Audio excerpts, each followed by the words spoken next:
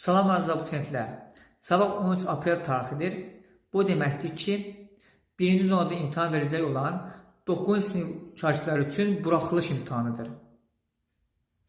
Və imtahanda iştirak edəcək bütün şagirdlərə uğurlar arzu edirəm.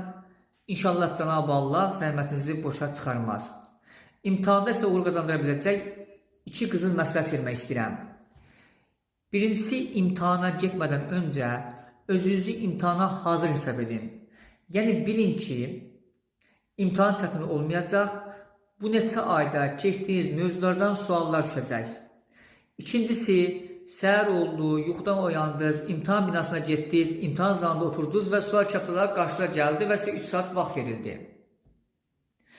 Siz bu 3 saat vaxtdan səmərəli istifadə etməlisiniz ki, bütün sualları rahat yaza biləsiniz. Ona görə də həlli çətin olan sualları axıra saxlayırsınız. Birinci, həlli asan olan sualları yazırsınız və beləliklə vaxtınızda səmərəli istifadə edirsiniz. Və sonda imtahanda uğur qazanaraq həm bizi, həm valideynlərinizi sevindirirsiniz.